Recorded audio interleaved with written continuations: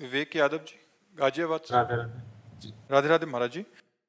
महाराज जी, परीक्षा में कुछ असफलताओं के बाद मन व्यथित रहता है। एक तरफ लगता है कि मैं कहीं अपने साथियों से पीछे छूटता जा रहा हूं, दूसरी तरफ लगता है अगर सफल नहीं हुआ तो मेरा क्या होगा। महाराज जी, ऐसे में महाराज जी मेरा मार्गदर्शन करें कि हाँ मैं बिल्कुल, कैसे। ये नई अवस्था में ये सोच तो होती है।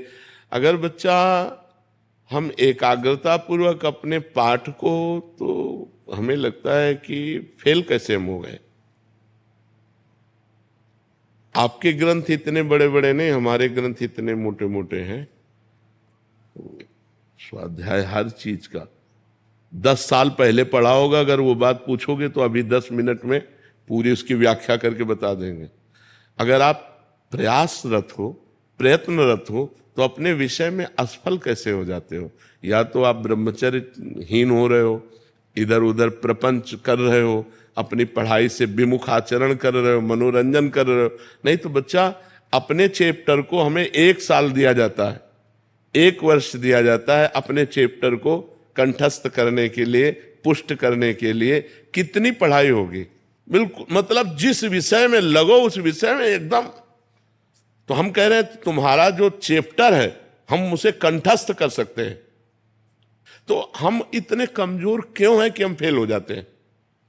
अगर ये हो कि भाई टीचर कोई पक्षपात करता है तो बात अलग है, नहीं तो हम फेल क्यों हो जाते हैं। कहीं ना कहीं हम गलत हैं, हम अपनी गलती को सुधारें। और असफलता मिलना सफलता का एक प्रतीक है कि हमें और जोश आना चाहिए। आप जीवन में कभी असफल नहीं होंगे। रात दिन पढ़ाई करो, ब्रह्मचर्य से रहो, भगवान का नाम जप करो, माता पिता की आराधना करो। कौन सी उन्नति जो तुम्हारे चरणन चूम ले, कौन सी उन्नति जो चरणन चूम ले।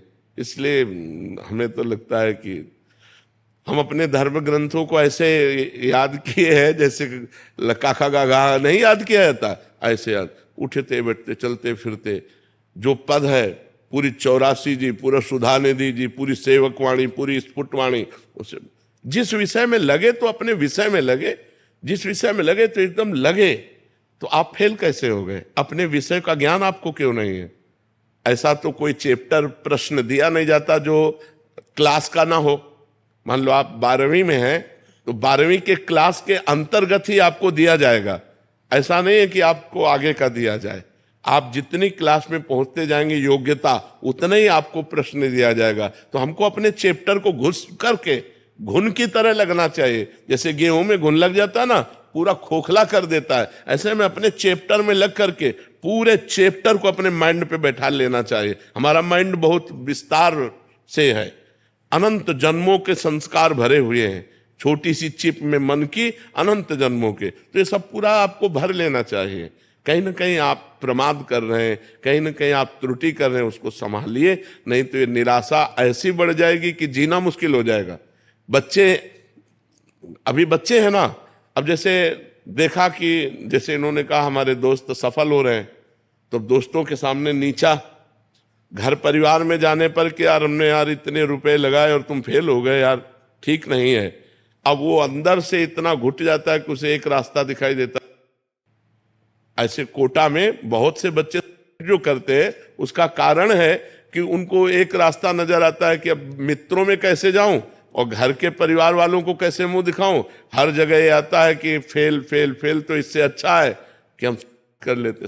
कोई रास्ता थोड़ी है। आप भूत प्रेत बनोगे, फिर नाना प्रकार के और दुख भोगोगे। हमें चाहिए कि हम अपनी गलतियों का सुधार करें। मोबाइल में रील देखने में समय बर्बाद ना करें, गेम देखने में बर्बाद ना करें, गर्लफ्रेंड बॉयफ्रेंड वाली झंझट में ना पड़े, इस प्रपंच में ना फंसे। अगर आप सही से चलो और ब्रह्म